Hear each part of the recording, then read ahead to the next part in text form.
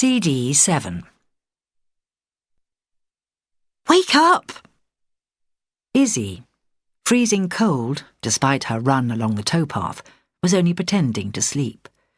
She'd thrown herself into her sleeping bag fully clothed, and now, still shivering, she made a show of telling Tolly off for disturbing her. Tolly mustn't know she'd had a hand in whatever had happened tonight. Go away! Let me sleep! Izzy opened one eye to see what Tolly was doing. Even if everything had turned out for the best, Tolly would be mortified if she thought Izzy had interfered in her life. Tolly was putting on her pyjamas by the light of the stove. Then she plonked herself on the edge of Izzy's bunk. Wake up! Something wonderful's happened. What? Izzy pushed back her sleeping bag and glared at her. You've got your jumper on. Tolly stared at her. Izzy searched for an excuse. I'm cold. Tolly nodded. Izzy could see she was so excited she wouldn't need to ask any more questions. Tommy's going to buy the currant bun. I shall run it. Izzy couldn't help herself. A strangled cry came from her throat. Never in her wildest dreams had she imagined Tommy would go that far to hold on to the girl he cared about. She knew he had a silver tongue, and she'd hoped he could persuade Tolly not to go into Braunston and make a spectacle of herself. But this was something she'd never envisaged. Tommy must really love the girl. Tell me everything, she begged. She had to know how this had come about. Eventually, when Tolly had explained about the money Steve had left to Tommy, Izzy asked, But how can you take money from one man when earlier today you were out of your mind with wanting Sonny? Tolly smiled. The cafe means more to me than any man.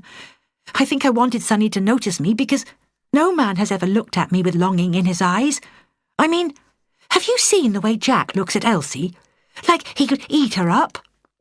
Sonny's a gorgeous man, and I thought if I threw myself at him... She paused. Well, baking him an apple pie didn't win me any favours, did it?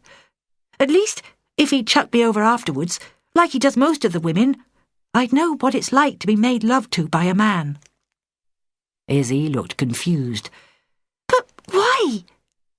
She was well aware of the answer, but she wanted Tolly to put it into words.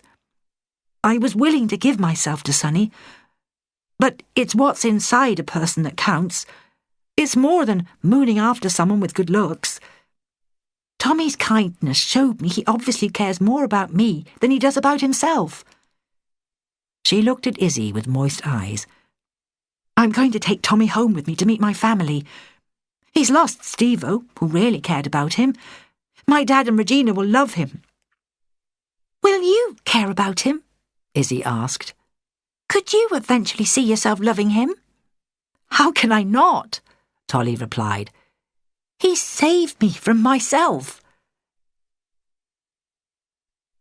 Dorothy, darling, it will be over soon. The inmates can't take it in. Probably don't see any future after what has already happened in the past. Please God I live to see this liberation. The number of inmates are dwindling daily. Typhus causes more deaths than starvation. Kramer, our camp commandant, does not care what happens to us. No one here receives letters. Most are too weak to bother to write. I am certain correspondence is read and burned. Life is so cheap. What price letters? There are enormous open graves here at Belsen, and the German guards today were ordered to straighten out rotting bodies. Those who have not died of malnutrition or sickness had been dosed with phenol. 2 minutes and 1 injection of carbolic acid adds another to the pile. They like to lay the corpses in rows because it's easier to bulldoze the dirt over them. I found this label from a tin, and I cried. It's from my home country, Polish beetroot. The paper is quite dry, surprisingly. I'm wondering how come it's not been eaten. I am using it to write on, my darling. Always I think of you. It gives me strength. Jakub. Dear Geoffrey, we will be climbing the Hatton Flight's locks on our way to Birmingham, and should reach them this Friday at some time. As you state you would like us to meet as soon as possible, I can be at the Hatton Fields public house on Birmingham Road sometime in the evening. I trust you'll understand why it's impossible for me to give you a definite hour. Elsie. Chapter 32. Do you want me to come with you? After the day we've had? Elsie stopped scrubbing her arms with carbolic soap and looked at Dorothy, whose face showed lines of fatigue and anxiety. You must be shattered. I'm worried about you meeting Geoffrey. Dorothy was washing the plates and pots in a bucket of soapy water. They'd eaten Bovril fritters, and the bottom of the frying pan had caught and blackened. She was cross because, no matter how hard she scrubbed, the marks wouldn't come off. I telephoned Jack from that phone box way back along the cut. He wanted to come with me. I told him that would certainly put the cat among the pigeons. My current man meeting my husband? Elsie laughed, then let out a groan and rubbed her hand across the base of her spine. Dorothy gave her a look. It's just normal aches and pains. Who'd have thought we'd climb 21 locks? No wonder Hatton Flight is sometimes called the Stairway to Heaven. I heard all over. Stairway to Hell, more like. 2 miles of locks. Wait until we hit Birmingham. It's nothing but locks. Are you sure you're capable of working so hard? What with the baby? Elsie began cleaning her teeth. When she'd finished, she spat in the dirty water and said, Do you think the gypsy women worry about things like that? The doctor assured me... All right, said Dorothy, interrupting her. There was hardly room to move in the small cabin space with both women busying themselves. Elsie knew she'd have to hurry if she wanted to get to the pub before it closed, if it was even open. Spirits and beer were in short supply due to war shortages. Sometimes pubs closed early or often didn't open but left a sign on the door, "No beer." Dorothy had suggested mooring Mallard and Bunting on a quiet strip of water above the locks, which would make it easier for Elsie to walk back along the towpath and take the lane towards the Hatton Fields, a popular public house. I haven't even heard whether he'll be there. Didn't you telephone? Dorothy looked puzzled. Elsie shook her head. Not when I phoned Jack. My mind was consumed with the Hatton Flight. In fact, I should have washed my hair, but there hasn't been time for anything, let alone finding another telephone box. Elsie was now pulling a brush through her fair hair and wincing as it hit tangles. She looked at herself in the small square of mirror. Do you think I look all right? Your skin's the colour of russet apple, your hair's shining, and you're wearing a skirt. What more could a husband who did the dirty on you want? Elsie threw the hairbrush at her. Then she eased her feet into a pair of slip-on shoes and did a little twirl in the small space. Dorothy was right. Elsie had looked and felt healthier than she ever had before they'd met. Tanned and fit, she was also happier than she'd ever been. She hoped when she returned from her meeting with Geoffrey, she'd still feel the same. Sure you don't want some moral support? Elsie hugged Dorothy. You're a good friend, she said, but I'd better do this on my own. She broke away and pointed towards the stairs. You can see the pub if you stand out by the tiller, and I don't intend to stay any longer than I have to. Dorothy picked up a greying tea towel and began drying dishes. It was a signal for Elsie to leave. She picked her way along the towpath, past the lock, then hurried towards the sound of noise and music. Such a lot had happened, and she knew she'd changed so much since she'd left Gosport. Elsie took a deep breath, opened the pub door and went inside, tucking the blackout curtain in place behind her. The cigarette fumes and smell of stale beer enveloped her as she made her way through the crowd. How would she and Geoffrey feel when they met each other? Although she'd hated him when he'd virtually dismissed her from his life, she knew now that that had been his greatest gift to her. "Small lemonade?" she said to the girl in a tight sweater with piled-up blonde hair behind the bar. Elsie took a sip of the tepid liquid, then looked about her. The place was busy, the wireless playing, and Elsie recognised several gypsy boaters. She almost dismissed the scruffy man sitting in the corner wearing a plaid suit. His Trilby hat and dark raincoat lay upon a chair. He was staring around the bar, and when his eyes fell on her, he frowned. He blinked, almost as if he hadn't recognised her. Then he smiled. How could anyone age so much in such a short time? Wondered Elsie, as she made her way towards him, a smile plastered on her face. His usually immaculate hair was greasy, and much longer than she remembered. Had his face always been so heavy-jowled? She put her glass on the table, then pulled off her gabardine raincoat. It was grubby, torn and covered with grass stains. She tried to roll it up before she made room for it on the same chair as Geoffrey's hat and coat. Geoffrey rose formally to his feet. For a moment, Elsie thought her husband was going to shake her hand, but he pointed to an empty chair next to the table. "I managed to save you a seat," he said. She saw he'd put on weight, despite the fullness of his overlarge suit. The long jacket was ill-fitting. The baggy trousers tapered to his ankles. She could smell the Brill cream plastered on his hair. "My, aren't you the pinnacle of fashion?" she said, and immediately chastised herself for her sarcasm. Geoffrey appeared not to have noticed. Elsie felt very dull in her old but cleanish clothes. She was aware that Geoffrey's eyes hadn't left her. A quick look around the room told her that a few boat women were sitting with their men. They wore colourful skirts and gold jewellery.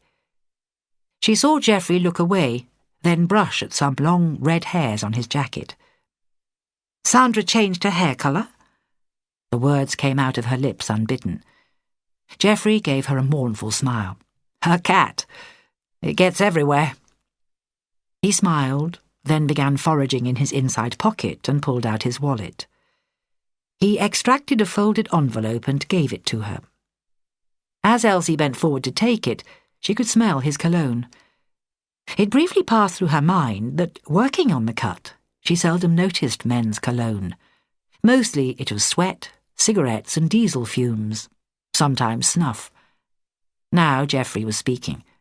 "Before I even tell you how well you look and how glad I am to see you, I need to hand over this cheque." "Have you sold our house?" The words escaped along with a feeling of sudden loss. "Not yet, but the cheque's for the equivalent of what you'd receive if, when the sale goes through. I thought you might need the money." "Need? It's what I'm owed, Geoffrey."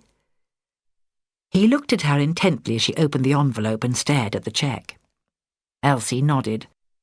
She was satisfied with the amount, and Geoffrey never did anything that he wasn't 100% sure of. "You've been very accommodating to me." He sought her eyes. "Which is, in part, why I needed to see you." He leaned across the table and picked up the hand that wasn't holding the cheque. "Elsie, you can come home again, soon, to live." It took a while for his words to sink into her brain. He was actually telling her she could come back to Gosport. "To you? And Western Way, is that what you mean?" Her words crackled in her throat. He nodded. Elsie's brain was whirling. Never in her wildest dreams had she expected him to say that. Only, he wasn't asking her, was he? He was telling her she could return home. "If I don't come back right now, does that mean you'll cancel the cheque?" He squeezed her hand, then held on to it. "Of course not. You'll need time to think over my offer.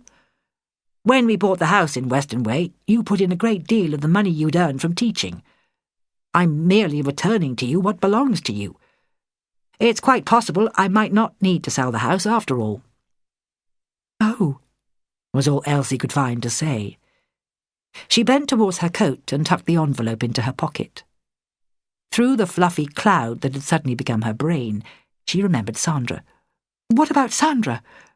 It can't be long before she's due to give birth." "Don't you worry about Sandra. Some interesting information has come to light."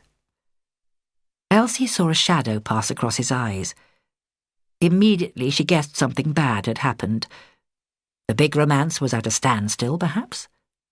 She removed her hand from his. I'm going to file for custody of my baby. Sandra isn't fit to be a wife, let alone a mother. You, on the other hand, have always wanted children. I've decided we can make a go of our marriage and cement it with my child. Elsie stared at him. He really believed what he was saying. His arrogance was beyond measure. Then she realised he'd always been like that, able to put himself and his own wishes before anyone else's. He was assuming she would drop everything and do his bidding, just as she always had. Oh, she had no doubt he would find some way to remove Sandra's child from her. After all, he was good at his job. But what a hateful action for him to take. A child needed its mother, its rightful mother. She thought of her own baby, snug and safe within her. How dare he contemplate depriving another woman of her child? Elsie had never wanted another woman's child. She'd wanted her own. They had never discussed adoption. She thought of all the years they had been disappointed with no sign of a baby. But she was now pregnant, which meant that their lack of success was nothing to do with her. She'd been so caught up in her own happiness and good fortune that she hadn't stopped to think what this meant for Geoffrey and Sandra's baby. Now, though, surely it couldn't be his. Elsie knew then she had to tell him. She no longer loved him, but she could not allow Sandra to make an absolute fool of him. She picked up her warm lemonade, took a long draught and put down the glass. I'm never coming back to Gosport, Geoffrey. I've met someone and I'm pregnant. There, she had told him. Geoffrey's face crumpled like a screwed-up envelope as the information reached his brain. Are you sure? His face was grey, like used putty. I've seen a doctor. But, he blustered. We tried for years. I know. But I've fallen in love. You can't be pregnant. Geoffrey, listen to yourself. Don't raise your voice. It's a fact. There was silence while he simply stared at her. But, he repeated. That means the fault lies with me. His forehead creased with the effort of trying to reconcile himself to the awful truth. It's highly unlikely the baby Sandra is expecting is mine. Well, yes, Geoffrey. I'm afraid so. Chapter 33. With his elbows on the table, Geoffrey's head was in his hands. His shoulders heaved. Elsie knew he was crying, but he wouldn't thank her for acknowledging it. He'd been dealt a terrible blow. She wanted to reach out to him because she felt sorry Sandra had taken him in, hook, line and sinker. Geoffrey, so sure of his own virility, had been blind to the possibility that the cause of their failure might lie with him. You all right, mate? Elsie was startled by the voice she knew so well. She looked away from Geoffrey's crumpled figure and up into Jack's familiar eyes above her. He shook his head at Elsie, and she knew he didn't want her to let on to Geoffrey that she knew him. The only possible reason for that would be because Jack realised Geoffrey couldn't take the news that he was Elsie's lover. Certainly not at this crucial moment. No, Geoffrey was clearly in no state to absorb further shocks. Knowing Jack as she did, she doubted it would be long before Geoffrey knew the truth. Jack didn't like secrets. Geoffrey raised his head and stared at Jack. Who the hell are you? I've been watching you, and it's clear you're upset. Do you want to get out of this crowded place for some fresh air? Faces were turned towards Geoffrey and Elsie. Even the darts players had halted their game and were staring. It's not air I need, but peace and quiet. I've booked a room here. I'll go upstairs. Geoffrey rose shakily to his feet. Elsie saw all the cat hairs on his trousers, and her heart went out to him. This wasn't her fastidious Geoffrey. This was a broken man. And why shouldn't he be in pieces? It's one thing to understand that your wife and yourself can't conceive a child. Another to discover that you're infertile and that another woman is lying to you about her pregnancy. I'll come with you, Elsie said, rising. She watched as Jack put out an arm to help him up. Geoffrey fumbled in his pocket for his room key. I've had a bit of a shock, old man, he said hesitantly. I can see that. And I don't suppose you want to share it with everyone in here. The wireless was playing Pistol Packing Mama. Elsie thought in the future, when she heard that song, she'd always shudder. Eyes were upon them. Elsie looked at Jack and saw the genuine concern on his face. He turned to Elsie and took a note from his trouser pocket. He needs brandy. I think we all do. Can you do the honours? Elsie returned to the bar and was immediately served. Are you all right? Asked the blonde. Elsie nodded and, clutching the 3 glasses, followed Jack and Geoffrey out into the hallway, where wide stairs led up to the bedrooms. Jack took the key from Geoffrey, then opened a door along the short corridor. Elsie thought he looked tired, and his legs seemed to be bothering him. Inside the basic, clean room, Geoffrey sank onto a chair. Drink this, said Elsie.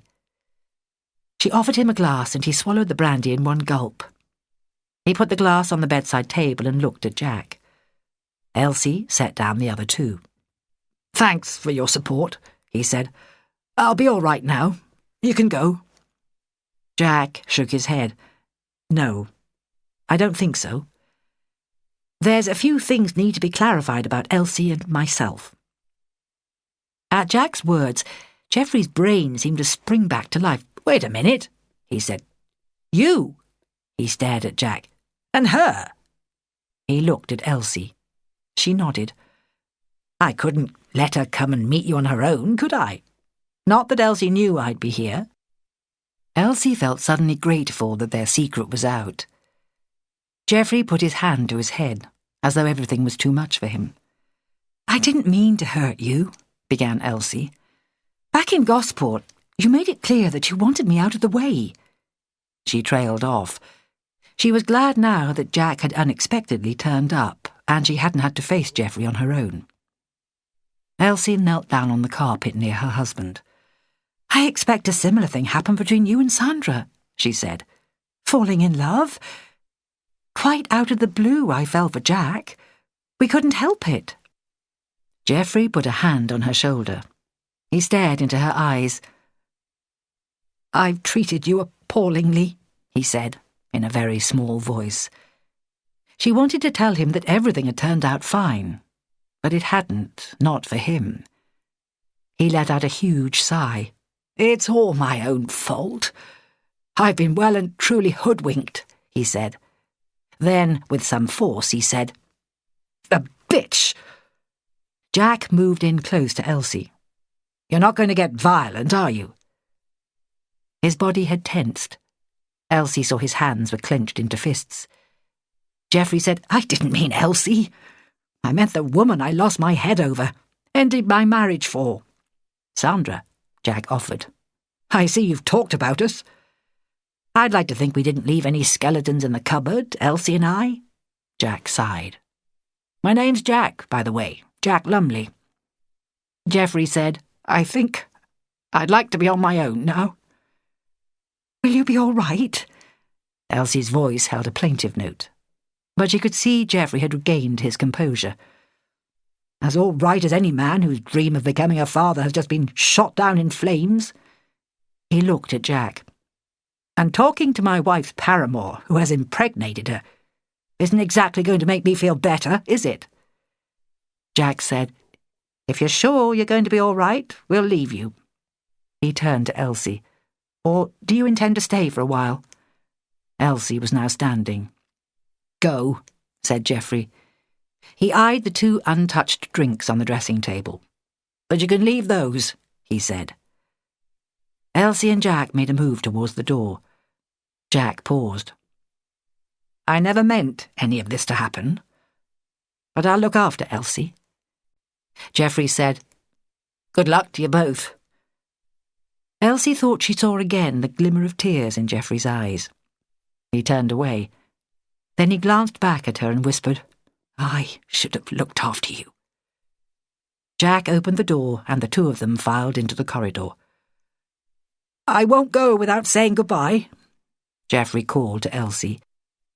He came and stood in the doorway. "I'll catch you up on the canal." Elsie stood on tiptoe and kissed his cheek. She felt as though a load had been lifted from her shoulders. Knowing Geoffrey as she did, she guessed he'd have a sore head in the morning. He'd probably order more brandy from the bar. Then he'd be planning how best to get rid of Sandra. Down in the smoky bar, ignoring the curious looks from the drinkers, Jack asked, "You're not angry with me for coming here, are you?" Elsie shook her head. "There was no need," she said. "Oh, yes, there was," Jack murmured. She wanted to snuggle into him, but it didn't seem right with all those eyes upon them. She thought instead of the blow that Geoffrey had taken, and how his dream of a son or daughter had been shattered. She didn't love him any more, but she was still saddened by how everything had turned out for him. "My car's outside," Jack said. "Come home with me. I'll make sure you're back at the boat early in the morning." She thought of the welcoming house, his cosy bedroom, lying in his arms. It was very tempting. Elsie shook her head. "If I come to the Lock Cottage, I'll never want to leave it. Dorothy will be worrying. I must get back to her." She remembered the cheque in her coat pocket. She took it out, stared at the envelope, then said, "I'll not be coming to you with nothing. This is my share of the house money." He frowned. "We don't need Geoffrey's money. Return it. I can provide." "It's not Geoffrey's," Elsie said. "It's mine." She patted her stomach.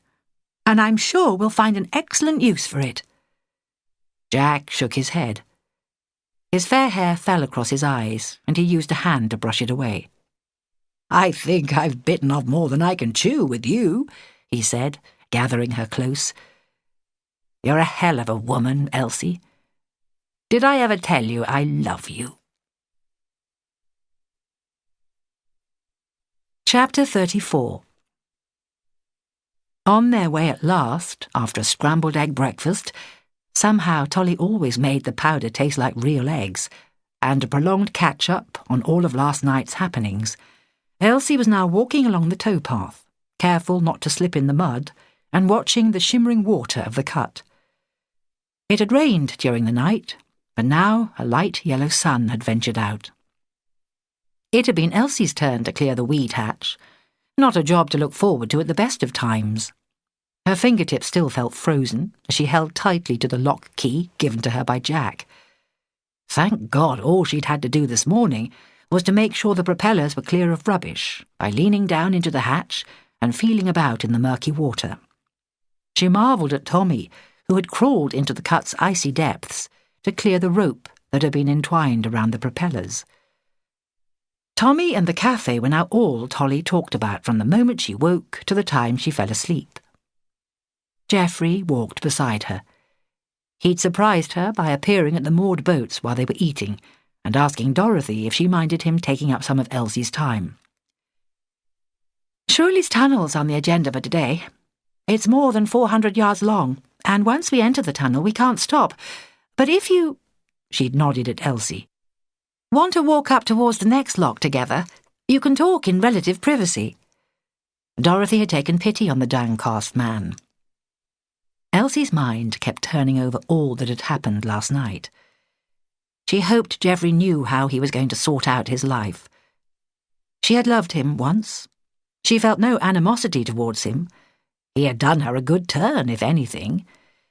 If she hadn't become an idle woman, she'd never have found Jack. Whenever she thought of Jack and her baby, a trickle of warmth ran through her body. It had taken all of her willpower to return to the boat last night, when she had really wanted to go home to the cottage, shut the door, and stay forever safe with Jack and Matey. She wondered now if she had done the right thing in saying she would sign on for a second trip with Dorothy. "I'm sorry about the way things turned out between us," Geoffrey said. "It's been a double blow to my ego, finding out you don't want to come back to Gosport." He suddenly smiled at her. "Actually, I can see what a pompous prig I've been, expecting you to jump at my bidding. I know now I could have been a better husband to you." "I think we both learned a lot from what's happened," she said, gazing at him. She thought he looked out of place in his silly suit, which did nothing for him except make him look ridiculous. She wasn't going to tell him that, though, was she? Perhaps, now he knew the truth about Sandra, he'd go back to thinking for himself. His dark suits suited both him and his profession. Geoffrey's repeated apologies weren't moving things forward. She was about to change the subject when he said, "I dare say you'd like to marry Jack." Elsie's eyes opened wide. "You'd allow a divorce?" It was a dirty word. "I owe you, after all the unhappiness I've put you through." "You'd allow me to start proceedings? You wouldn't contest?" She looked up into his face. He nodded and smiled. Her grin almost split her face in two. Had Geoffrey suddenly reverted to the caring man he'd been when they'd first met? She was so happy it was easy to walk along in companionable silence. Fields spread into the distance around them. The harvest had been cut, and the colours ranged from dull yellow to brown. The water rippled in a light breeze. No sign of another boat coming along the cut. Ahead, a brick bridge rose above the water. A road ran over it. Along its banks, blackberry brambles. The fruit ripe, glinted and beckoned. She looked across towards Bunting, half expecting Tolly at the tiller to start making noises about gathering fruits. There was, after all, still a little of the sugar left. A car was parked in a lay-by along the narrow road. Elsie's heart lurched. A dark-haired man was leaning nonchalantly on the open door of the Chrysler. With horror, she recognised him. "Oh, my God!" Elsie turned and stared at Bunting. Tolly waved to her. It had been her turn to cook breakfast, but Izzy had volunteered to wash up. She was hidden in the cabin. "What's up?" Geoffrey asked. "That man, leaning on his car. It's Charlie." Elsie could see her words meant little to Geoffrey. "Charlie was Izzy's boyfriend. He knocked her about. She ran away from Gosport to escape him. The last we heard, he was detained by the police. She'll be horrified to find he's followed and found her." "Just a moment. I know him. I was in court the day he was charged. He's out on bail. He's not supposed to move away from Gosport." Geoffrey squinted for a better look. Elsie saw Charlie slam the door of his car. Then he half walked, half slid down the bank towards the area of the towpath near the base of the road bridge. Elsie was sure that immediately Mallard nosed her way through, Charlie would jump aboard looking for Izzy. "I wasn't personally involved in the case, which hasn't ended yet, but I certainly know all about it. He's a nasty piece of work. Look at that." Charlie was now standing on the deck of Mallard. Dorothy didn't look very happy about it and was remonstrating with him. Elsie pulled on Geoffrey's arm. "We'd better get on board." Elsie and Geoffrey piled on next to Dorothy from the same spot where Charlie had boarded. There certainly wasn't room enough for them all on the rear of Mallard. "Who the hell do you think you are? This is private property," Dorothy hissed. "Look here, man." Geoffrey's voice was overshadowed by Charlie's more strident tones. "Hold your horses, I'm looking for Izzy." "You can't just jump on my boat," insisted Dorothy. Elsie saw she couldn't do much to persuade Charlie to get off because she was holding on to the tiller. Elsie was hoping Dorothy wouldn't tell him that Izzy was on the other boat trailing behind. "There's barely room for me to steer," Dorothy shouted. "I can soon sort out that little problem," Charlie said.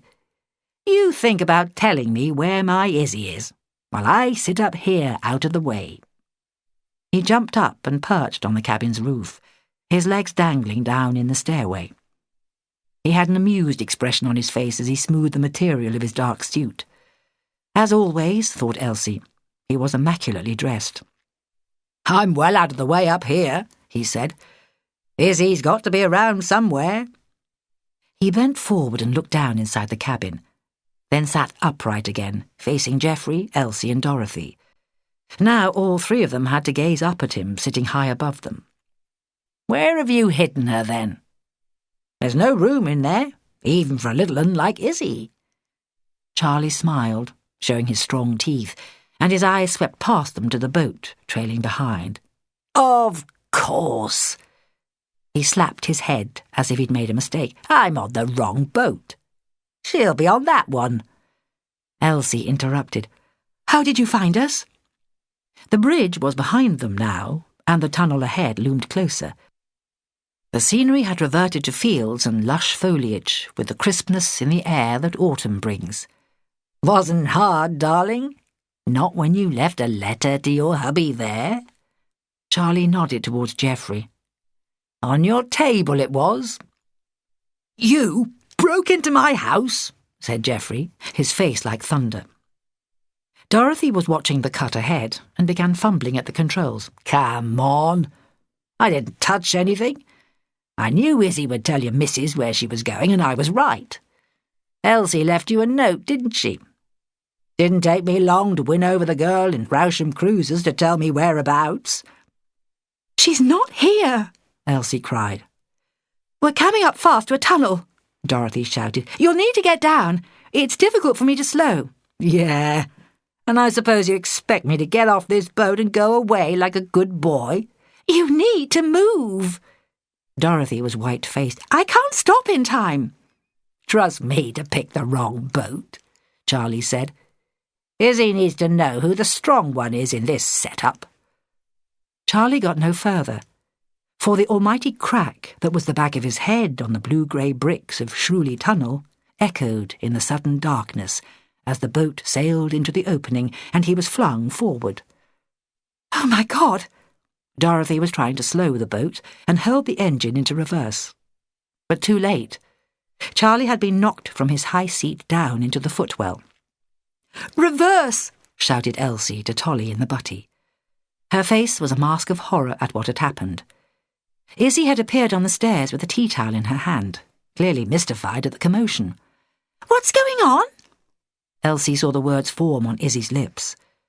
Geoffrey had fallen to his knees and was examining Charlie. Already blood was creeping through Charlie's dark curls and staining the back of his shirt collar. Elsie watched, surprised, as Geoffrey seemed to know exactly what he was doing. But for some reason he was searching Charlie's suit pockets. Dorothy had managed to reverse the boat towards the landing stage near the entrance to the tunnel. The butty had bumped into the back of Mallard. Tolly, quick-witted as usual, had handed over the tiller to Izzy, jumped to the towpath holding a rope, and was pulling Bunting towards the side of the canal. "We can't do anything for him here," said Geoffrey. "He's breathing. Keep him warm. Don't move him. Try to keep that young woman away. I'm going for his car."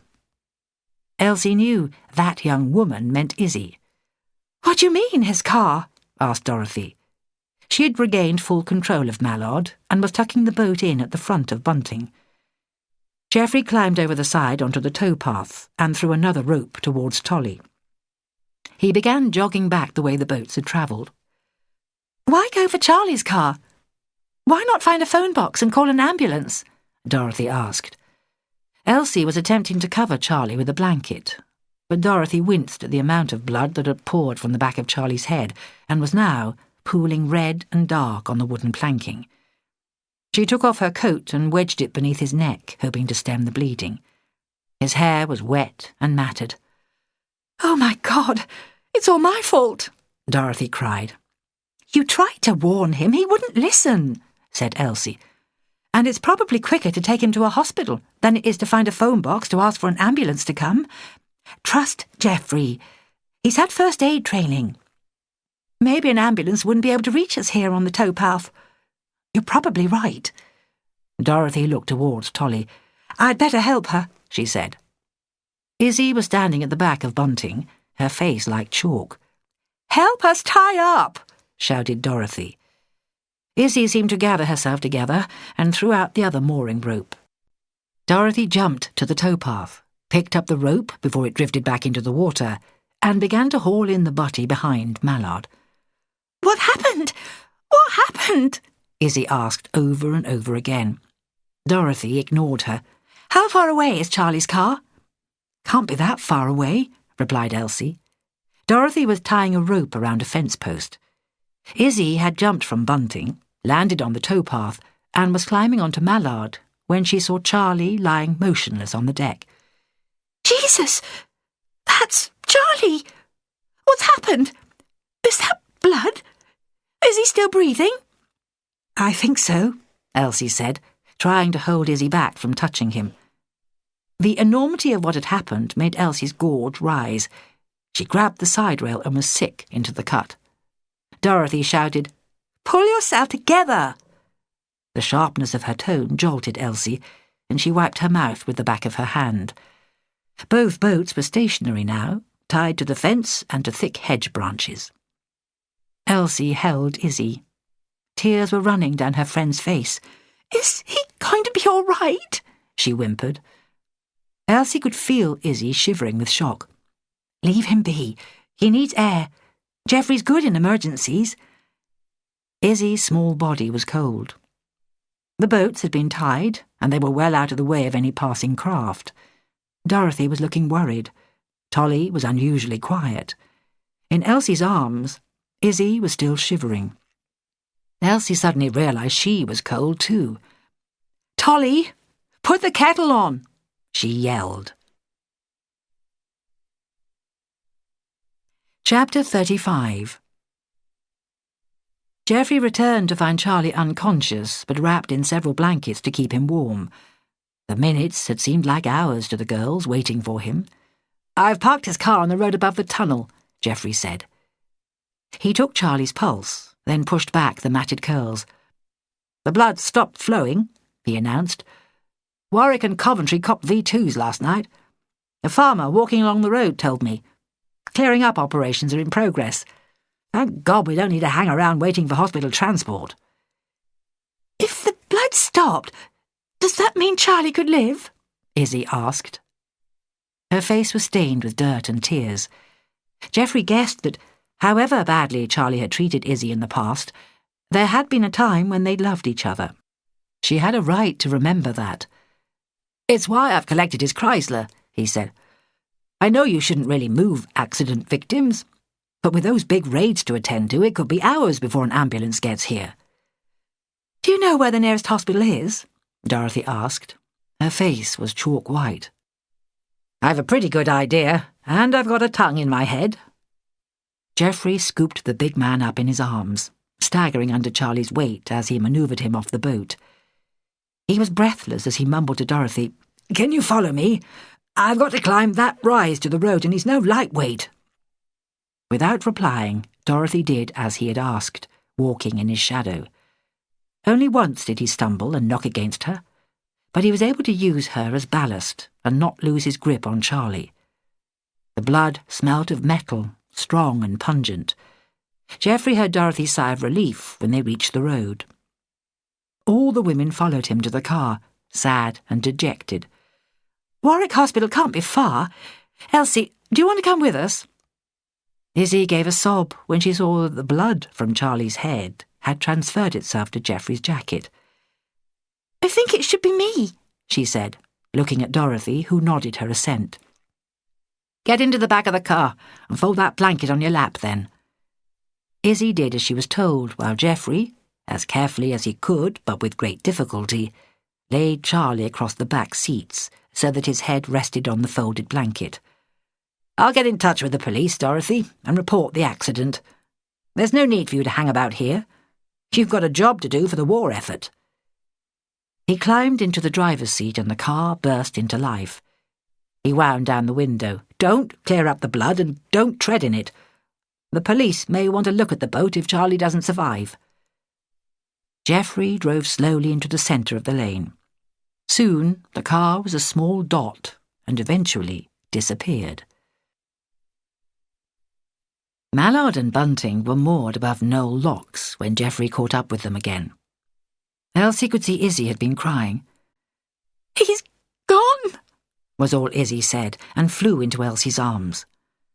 Dorothy disentangled Izzy from Elsie and took her down into the warmth of Mallard's cabin. Geoffrey didn't step onto the boat, but made a sign that he wanted to talk to Elsie.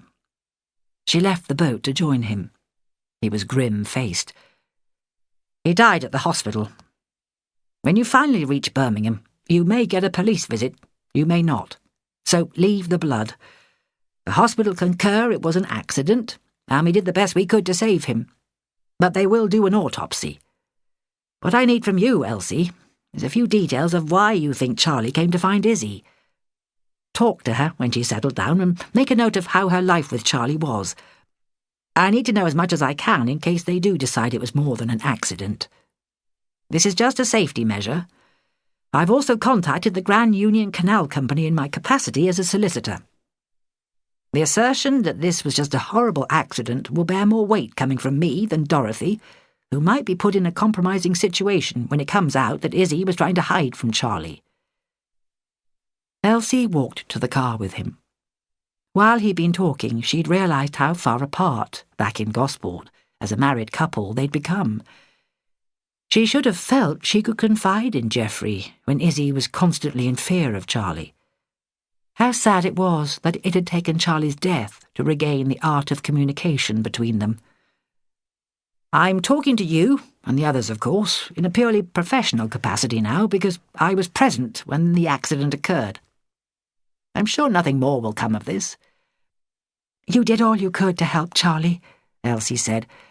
"That was good of you. And the one bright thing to come from this is that Izzy won't need to keep looking over her shoulder now." Geoffrey touched Elsie's cheek. "I'm driving back to the pub at Hatton Flight. I told the police I'd leave Charlie's car there. Then I'm returning to Gosport. You know where I am, if you need anything, professional or otherwise." He smiled at her. "I'm glad you're going to be happy, Elsie. Jack's a lucky man." Elsie wanted to ask how he would deal with Sandra, but whatever Geoffrey did now was none of her business. Dinner that night was a one-saucepan stew, courtesy of Izzy, who said she needed to keep busy. Nevertheless, it was a sombre affair, with only a cup of cocoa for pudding. All the girls wanted to do after finishing their chores was sleep. Dorothy was reading by the light of the stove, but was unable to pay attention to the words on the page, for they seemed to run into one another. She'd volunteered the visit to Southampton because she knew Izzy was scared of going back to Gosport. She wondered if now Izzy would see a trip on her own boat as cathartic. But if the girl wasn't ready to be alone, she wouldn't go back on her promise. Her fear that her own secret would come to light must take second place. "Are you awake?" she called softly to Elsie. Elsie grunted back at her. "I'm making tea. Want a cup?" Dorothy sat up in her bunk. The book toppled to the floor. "Love one. You are signing on for another trip, aren't you?" Elsie ladled water from the bucket into the kettle. "I've been meaning to talk to you about that. Today's made me see that life's too short to plan very far ahead. Back in Gosport, I worried about getting blown up during an air raid. This war work is worthwhile, but I so want to be with Jack. Today showed me that death can happen any time." "I understand," Dorothy said. "All of us needed to get away, do something different." "You needed to escape from what?" Dorothy didn't doubt that Elsie wouldn't gossip to Izzy and Tolly, but fear stopped her confiding. "Just life at home in Southampton," she said. "I've got to know many of the gypsies, and most are good folk. Even the hard work and long hours don't bother me anymore. But I still want something more." She swallowed a tear. "I envy you, Elsie. You have happiness before you now." "I'm thankful for that. The baby and Jack," Elsie said. "Mind you, Tolly is pretty happy too. She's going to get her cafe." "Yes, and I wouldn't mind betting one day she'll look at Tommy and see what a good man he is." "It's funny how things work out. I expect in Bunting, Tolly and Izzy are talking things over as well." Elsie was quiet for a moment. Dorothy could hear the kettle bubbling on the stove. She knew it wouldn't be long before Izzy gained the courage to strike out on her own, making a life for herself, now she had a floating home to work from. "If you don't do another trip, you have my blessing," Dorothy said. "But I hope you change your mind. There are only about 30 of us women working the canals at present." Elsie was pouring boiling water into the teapot. "Really? I'd have thought there'd be more." "It's too hard. The work is dirty, heavy. I've stuck at it because it's necessary for me to be away from home." She realised what she had said and waited for Elsie to ask her what she meant. But Elsie was putting mugs on the makeshift table and either hadn't heard or was too polite to ask. "I must admit that you 3 girls have become more than employees to me," Dorothy went on. "I look upon you all as firm friends." She bent down, picked her book up from the floor and tucked it beneath her pillow. She was comforted by the crackle of the letter there. Elsie handed her a mug of sweet tea. "I won't be needing my car that's parked at the basin. There's petrol enough in it. Why don't you use it to travel south?" "That's kind of you," Dorothy said. "If you're really sure." She wasn't ready yet to divulge her secret to Elsie, but, oh, how she wished she was. Chapter 36. It was raining when Mallard and Bunting arrived at Tyseley Yard in Birmingham.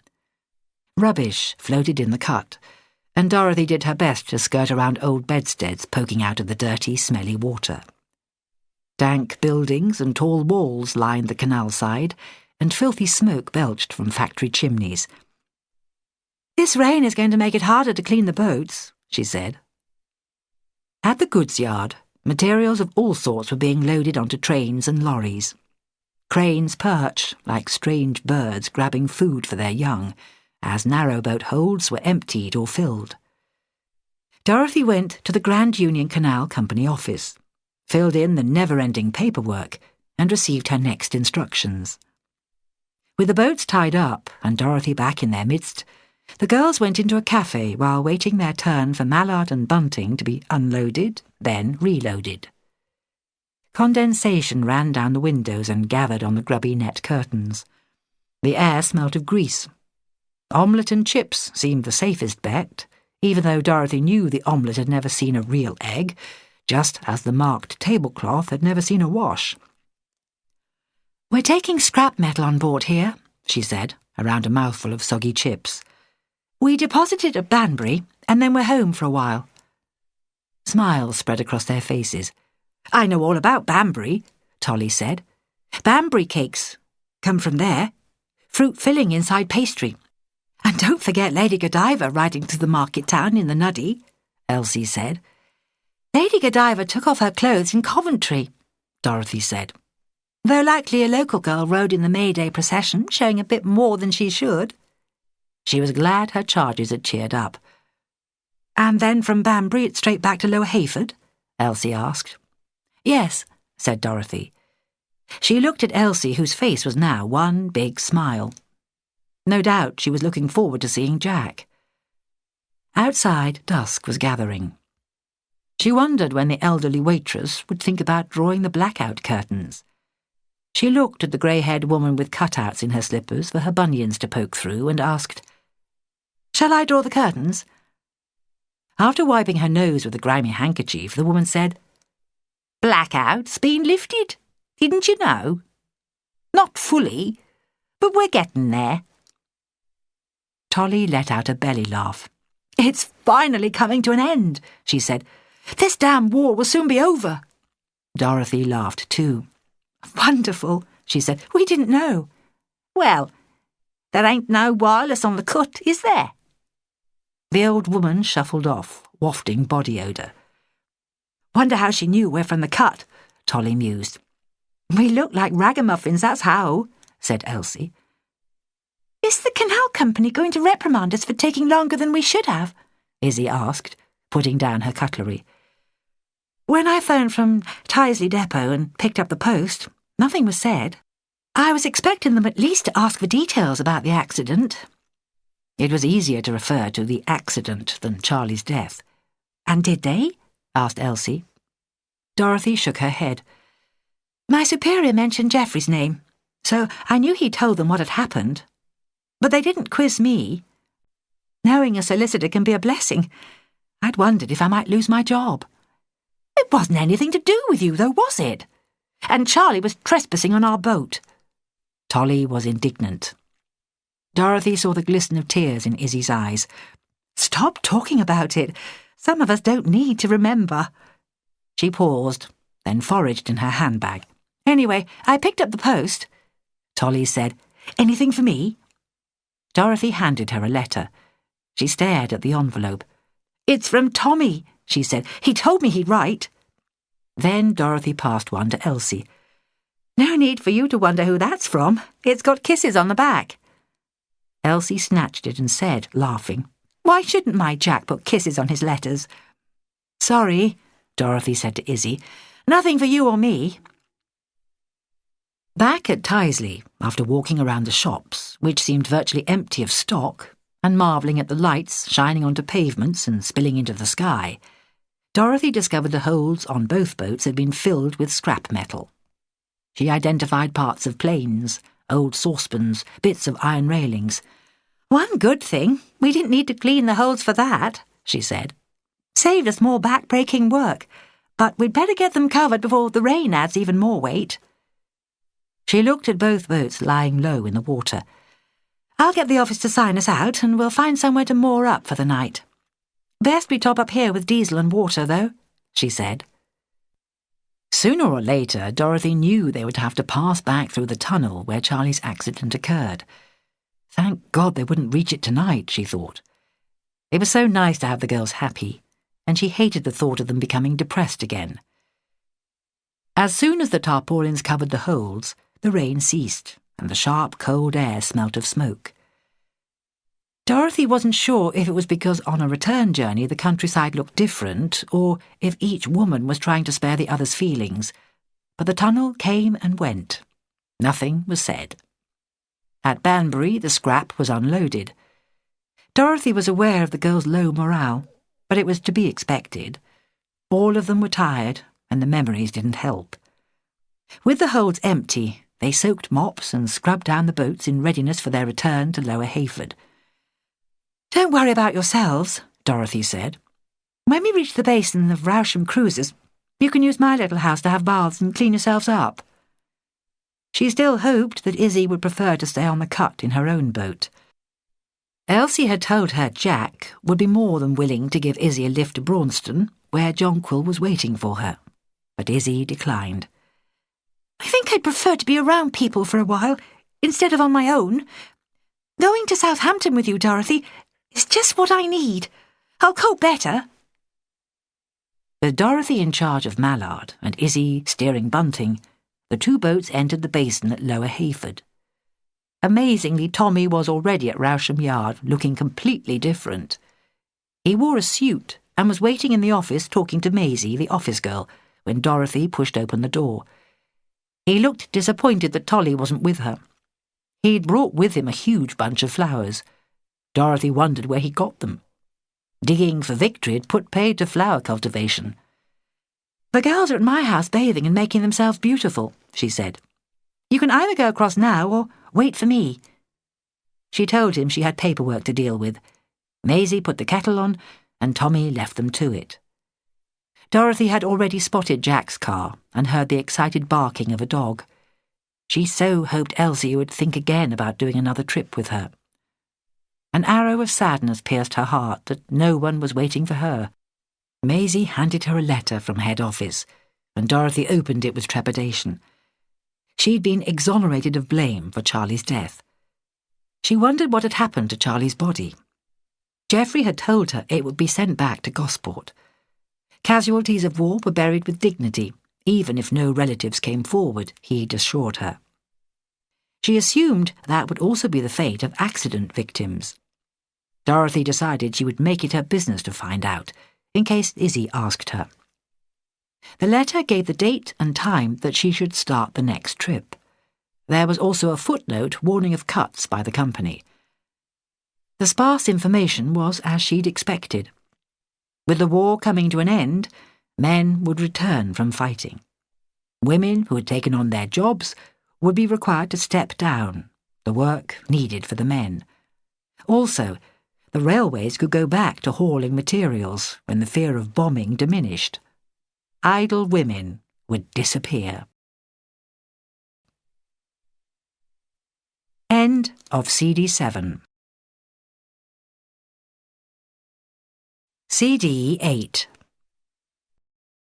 After completing her paperwork and chatting with Maisie, Dorothy went to look at Elsie's car.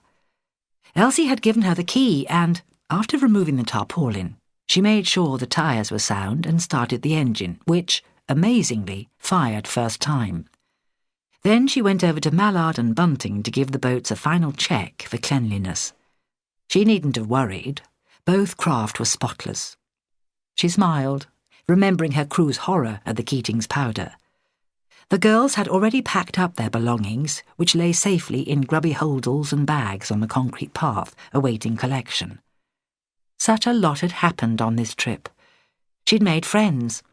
Even the awful rain hadn't managed to dampen their spirits too much. Neither had the heavy locks and stiff lift bridges, nor the dark, damp tunnels filled with the ghosts of the men who'd perished while building the cut all those years ago. First to leave was Elsie. Jack looked happy to have her and her belongings in his care, and the little white dog danced over the car's seats. Dorothy steeled herself not to shed a tear when she hugged her through the open window. Tolly was next, hurling instructions at Tommy, who'd hired a taxi for the occasion. He looked delighted as he stowed Tolly's bags in the boot. Dorothy hugged each of them and hoped they would return. Soon, she and Izzy were alone in the small, comfortable cottage. Izzy said, "It's funny without Elsie and Tolly, isn't it?" "We'll meet up again quite soon," Dorothy said, though she too felt dispirited. Izzy looked relieved. "When I come back," she said, "I shall visit the Black Cow and meet up with my friends there. I promised I would." Dorothy smiled at her. "Friends are everything," she said. "Now, as we're not leaving until tomorrow morning, who's cooking tonight, me or you?" Izzy volunteered to make a hasty meal, and they got ready for an early start. Tomorrow, she and Izzy would be on their way to Southampton. Dorothy wasn't looking forward to it. Chapter 37. Izzy wasn't sure what to expect on reaching Southampton and the place where Dorothy lived. Southampton, not far from Gosport and a big dockland city in its own right, had also experienced severe bomb damage. Dorothy's home was in a terraced house near the docks. Huge cranes loomed over freighters, and the smell of oil hung in the air. "I hope you weren't expecting something more grand. My mum sacrificed a lot for me. Now it's my turn to keep her." The back street house had a small front garden surrounded by privet hedges. Although Dorothy had the key ready in her hand, the door opened, and a woman, who was obviously her mother, flew into her arms, then hugged Izzy. A smell of baking followed her from the hallway. "Come in," she cried. "I expect you two could do with a cup of tea. How nice to meet you. Izzy, is it?" Dorothy's mother told Izzy her name was May. Small and dark, she had on a wraparound pinny over a skirt and jumper. "I've put you two together in the back bedroom. If it's not suitable, one of you could sleep on the sofa here." She pointed out an uncomfortable-looking piece of furniture near the fire. Against one wall, a Morrison shelter was kitted out with blankets and pillows. A large dresser held plates and knickknacks. Everything shone with polish. "Don't fuss, Mum," warned Dorothy. She was looking about her expectantly. "We've been living in such cramped conditions. I'm sure everything will be fine," assured Izzy.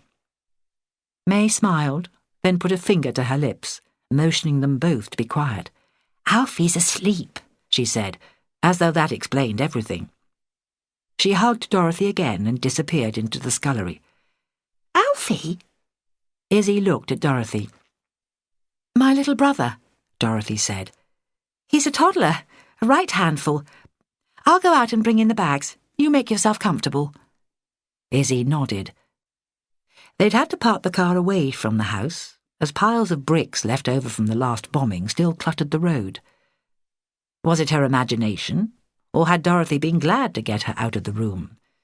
She hadn't mentioned her brother, but then, she thought, Dorothy never spoke about her home. She wondered how old May was. If Dorothy was in her early 30s, it must have been quite a surprise for May to discover she was pregnant again after so long. Perhaps Alfie was one of those change babies, she thought. Often, when a woman was coming to the end of her childbearing years, starting the change of life, they sometimes fell for a late baby. Perhaps Dorothy's father was in the services. Could that be why Dorothy didn't talk about him? Loose lips, sink ships, and all that? Of course, he might even have died. Didn't Dorothy say she provided for her mother? Izzy shook herself. Thinking about people dying reminded her of Charlie. She tried to push him from her thoughts.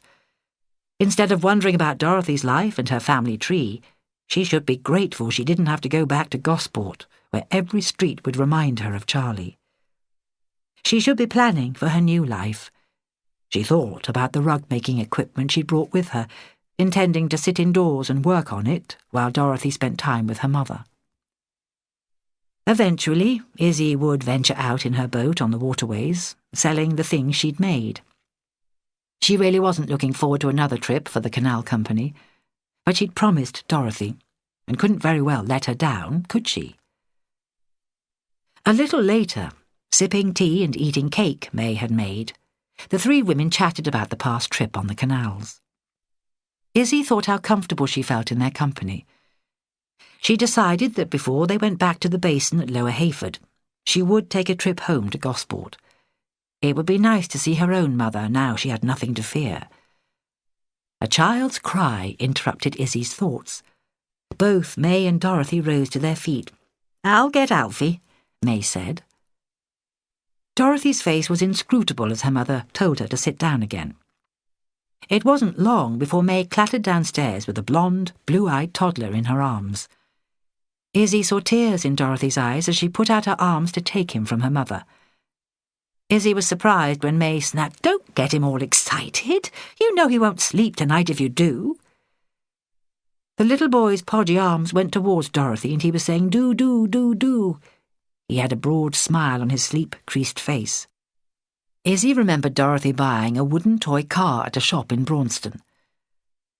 At the child's words, a smile lit Dorothy's eyes, and she enfolded him in her arms, holding him close. "He's wet," said May. "Hasn't quite got the hang of using a potty. I'll take him out to the scullery and wash him." Izzy thought the little boy was going to cry. His bottom lip trembled as Dorothy relinquished him. And Dorothy was loath to let him go, thought Izzy. Quickly, May distracted him by shaking a coloured rattle, then taking him from Dorothy. As May and Alfie disappeared into the scullery, Izzy couldn't help asking, "Where's his dad?" "Away," was the only answer she got. Izzy nodded. It was as she had thought. So many men were fighting abroad.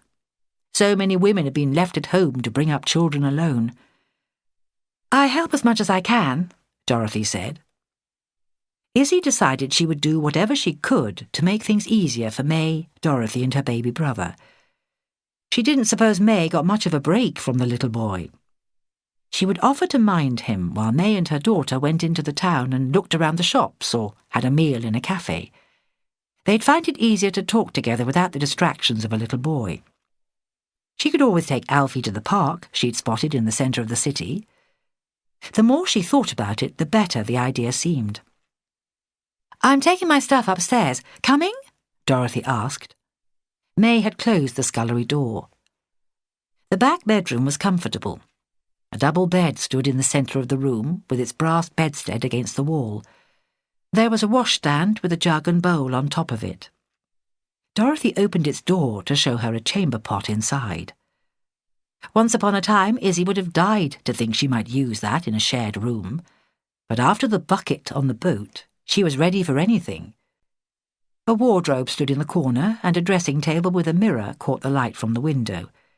It was all very clean, smelt of lavender polish and homely. Which side do you prefer to sleep? The window side, Izzy said. Fine by me, Dorothy replied. She began removing dirty clothes from her holdall. I must get the copper going for hot wash to wash this lot, she said. She took out her brush and comb and a little bag of makeup and set them on the dressing table. Izzy saw her put a piece of paper beneath her pillow. She was surprised to see the blush on Dorothy's face. I always tuck it under my pillow. Oh? It's the last communication I had from the man I love. She seemed troubled, but then she removed the piece of paper and passed it towards Izzy. It had been handled so many times the paper felt like a piece of thin cloth. Darling Dorothy, please excuse this writing, but I'm in a lorry only a few miles from Dover. A dispatch rider caught up with us on our way back to Camberley. We have orders not to return to camp. I can only think we are on our way to France or Belgium. I will write again as soon as I can. I'll ask someone to put this in the post for me. At least you'll have some idea where I've gone if you don't hear from me soon. Love, Jakub. P.S. You mean all the world to me. Oh, Dorothy! You haven't heard from him since? She was looking at the date on the letter. Dorothy shook her head. I miss him so much. We were going to marry. I have no idea if he's dead or not. That letter is very dear to me. At least I know he loved me. She sighed, wiped her eyes with the back of her hand, then sniffed and said, I'm sorry. You've had enough problems of your own. You don't need to hear about mine. Just then May called up the stairs. I'm going to take Alfie to see the children playing in the park. Do you want to come? Almost in unison, Dorothy and Izzy called back yes. They laughed. Dorothy said, I'll get Mum to fill the copper with water, and tomorrow we can wash out all our dirty clothes and get them on the line in the garden. A smile still lit her face. It'll be lovely watching Alfie playing on the grass in the park, she said. I don't know about you, but I'm starving. Mum's made a stew for our evening meal. She gave Izzy a hug. We should take advantage of not having to open heavy locks and lift iron bridges. You two coming or not? May's voice came from downstairs.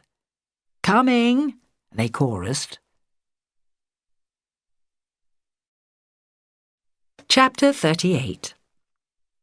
Izzy felt she was truly on holiday with so little manual work to do. She swept the house, peeled potatoes for meals, and generally made herself useful. Not having to rise early, then lounging in an armchair, listening to the wireless, made her feel very lazy. She'd hoped last night in bed that Dorothy might continue with her story about Jakub, but all she'd received was silence, until Alfie had woken crying. This morning, she had a headache. The Allies are surrounding Aachen in Germany, said Izzy, when Dorothy and May returned home from shopping in Kingsland Market. I heard it on the wireless. All the stallholders are talking about it, Dorothy said. Does it mean Germany will surrender? Hitler will never give in, said May. Then to Alfie, who had let out a high-pitched yell in his pushchair, Oh, do give over, Alfie. He's been grizzling all morning, said Dorothy. We couldn't look at anything in the market because as soon as we stopped, he cried. I think he's got more teeth coming through. Dorothy bent down and unclipped the little boy from his harness, pulling him into her arms. Izzy could see how much she cared for the little chap. Damn, said May, I didn't buy potatoes. That's because he started crying when we reached the butcher's stall and he saw the dead rabbits hanging up. Izzy said, Why not leave him with me, and the pair of you go back and pick up the things you forgot? Kingsland Market was 2 minutes up the road near the bridge. Really? Said May. She looked delighted. Are you sure? Asked Dorothy. Perhaps I should stay here as well. You're coming with me, snapped May. It was almost, Izzy thought, as though May resented Dorothy spending any time with Alfie. She told herself she was being silly. I wouldn't offer it if I didn't mean it, said Izzy. Go now, before I change my mind. I can see to Alfie. I do know how to look after a little one, you know. I'm not waiting to be asked twice, said May. She'd started undoing her coat, but now she refastened the buttons. We won't be long, she added. Izzy moved the pushchair into the living room, then took Alfie from Dorothy. Go on. Go out with your mum for 5 minutes. I can cope. Dorothy dropped a big kiss on Alfie's forehead. Go to Auntie Lizzie. The little boy grinned. Oh, will you put another log on the fire? It's so nice that Alfie stopped whining for a moment, May said. You've definitely got the magic touch with kiddies.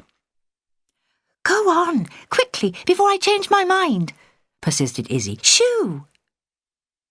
Lack of sleep had contributed to Izzy's headache. Dorothy had also woken and a couple of times slipped from the bed to listen to May at the bedroom door as she attended to the child. A few moments later, Izzy was alone with Alfie. Alfie was tangling his sticky fingers in her hair as the front door closed. Let's find you something to play with, shall we? She said. She had seen how Alfie would play for a long while rattling pots and pans, so she deposited him on the floor while she removed the fire guard and livened up the fire with a couple of bits of coal and a log. Alfie had already struggled to his feet and walked unsteadily around the furniture, following her. She went into the scullery to rinse her hands and find something for Alfie to play with. Izzy took down saucepans, lids, and took out wooden spoons from the drawer for him to use as drumsticks, then looked down at the floor, expecting to see his little face grinning up at her. A familiar sound, that of the shovel in the fireplace scraping the hearth in the living room, assailed her ears. She was just in time to snatch the shovel away from him before Alfie poked it into the fire. Izzy had forgotten to replace the fire guard. Grabbing the wriggling child, she fell into an armchair and began to wrestle off his outer garments. Alfie took exception to her removing his coat and started to scream. Izzy persevered with his coat and shoes that had to be unbuttoned. Not an easy feat when the little boy was wriggling like an eel. The one item of clothing Alfie wouldn't allow her to remove was his blue hat with fluffy bobbles. Right, little man, you can keep it on, she said, giving in to the child squirming in her lap. Happy now, he slipped from her knees and, while she quickly put the fireguard back in place, toddled away, knocking into items of furniture as he disappeared into the scullery. Remembering the pots and pans that he loved were on the floor, she breathed a sigh of relief. Izzy began turning his coat right side out, in readiness to leave on the newel post in the hall where it usually hung. Her sigh of relief had dissipated when she listened and heard silence. It took mere seconds for her to fly into the scullery, grab the child by the legs, and forcibly remove him from where he lay beneath the galvanized wash copper. To manage that, she had to lie on the floor to turn off the gas tap. Alfie had been studying the flames burning beneath the water-filled copper that had been lit to boil for her and Dorothy to wash their dirty clothes. Alfie thought it was a game and chuckled as she swung him up into her arms in safety. It's obvious I can't leave you on the floor down here, Izzy said. A string of dribble fell from his plump lips. There are too many bad distractions for you. Well, go upstairs. You could wear a person out in no time. Izzy remembered May had muttered something about Alfie being overtired and needing a nap. In May's bedroom, Izzy placed Alfie in the white-painted high-sided cot. He stood gripping the bars and staring at her, tears on his cheeks. One word came from him. No! He shook his head, and the bobbles on his hat danced frantically. The noise cut through her head like a saw. Izzy gazed around the room, which looked over the street, hoping for inspiration. It contained a double bed with a cotton bedspread, on which May's nightgown was folded. The cot, a small white chest of drawers, a bigger brown chest of drawers, and a wardrobe with the door ajar. Izzy thought, be firm. She turned away from him. Before she reached the door, the screams forced her to turn back. Alfie's face was blotchy with tears. Her heart shattered into little pieces. He was only a baby, wasn't he? Her resolve weakened. She strode back to the cot, lifted him out, and carried him through to the back bedroom. Izzy climbed onto the bed she'd shared with Dorothy, and eyeball to eyeball started a staring cost with Alfie. He giggled, and so did Izzy. He looked so lovable in his blue knitted romper suit and blue hat. Izzy pulled out his jumper and blew on his fat belly, and he laughed. She did it again, feeling lighter and happier now she seemed to have the upper hand with him. The more she blew on his skin, the more he laughed, kicking his legs high in the air, his arms flailing and tangling in her hair. "'Gen," he said, and yawned.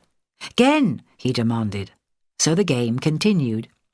He smelt of little boy, milk and talcum powder. The game went on and on until Izzy was thoroughly sick of it, but his laughter was infinitely better than his tears. And then came the blessed moment when he didn't say "gen," and Izzy saw his eyes flicker and close. He was asleep. She lay with the child in her arms, remembering that the gate was fixed so he couldn't topple down the steep stairs. "You're so lovely," she whispered, watching his body rise and fall with his breathing.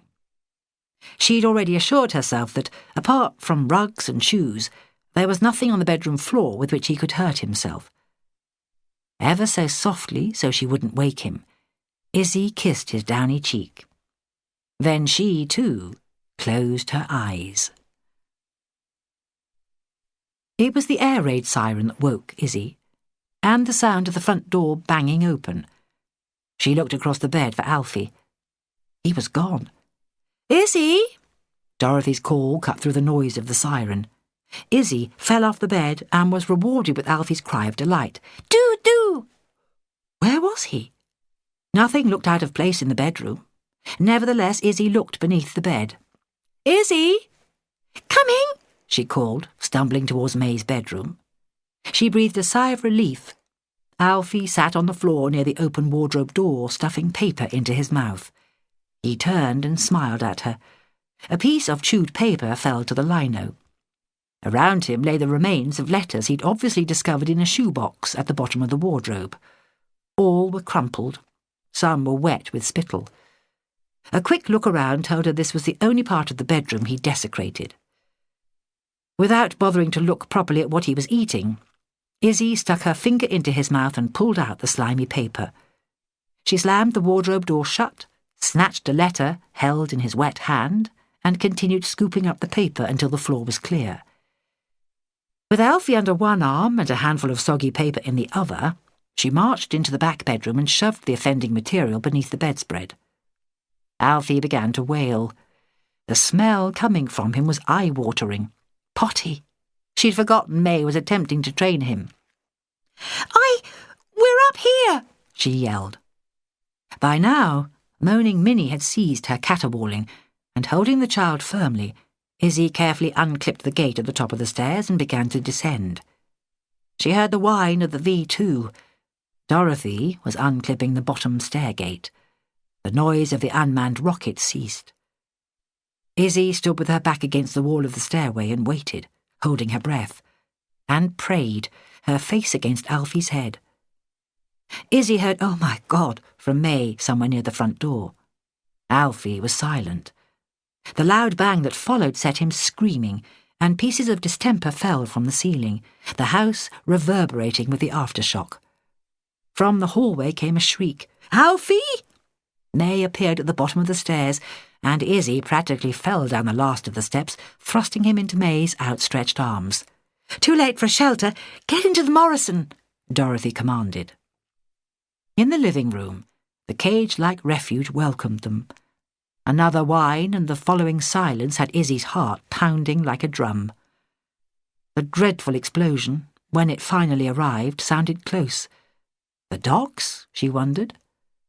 Working on the peaceful canals, which Hitler didn't seem bothered about, she had forgotten how mind-numbing a raid could be.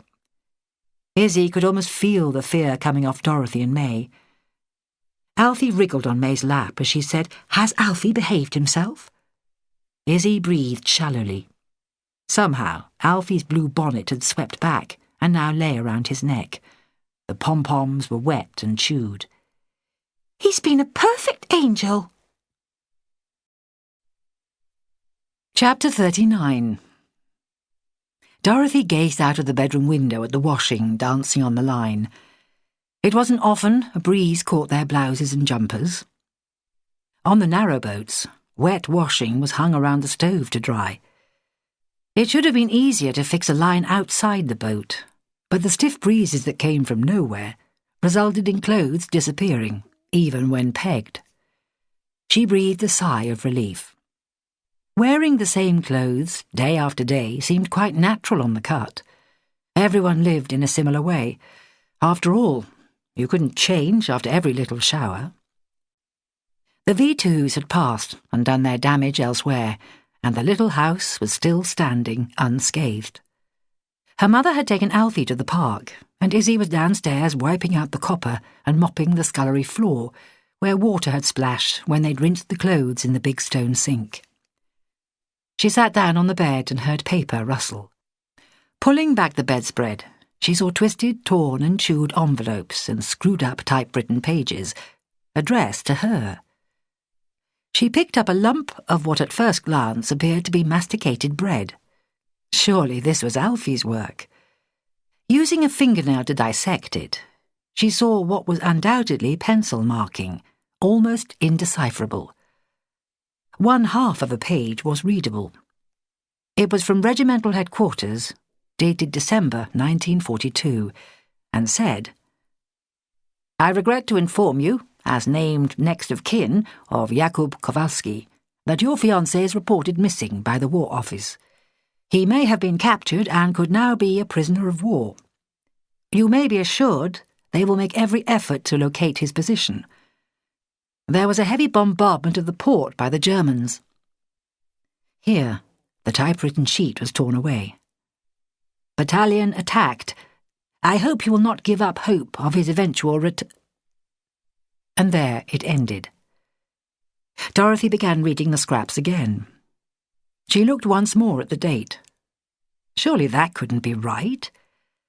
How had she not known about this letter, when the last communication she'd received from Jakub was in May 1942? She was sure her heart's thudding would be heard all over the house. There was part of a wrapper from a tin, round, red, fruit-like objects on the paper. She couldn't see what they were, and the printing was in Polish. That much she could tell. On the glue-covered reverse, she found writing so small she would need to find the magnifying glass to read what she could. Her heart gave a huge lurch. It was from Jakub. She knew his fine copperplate script. Surely this couldn't have come through the post. Wouldn't it have had to be enclosed in an envelope? Why hadn't she set eyes on it before? From downstairs, she could hear Izzy singing along with the wireless.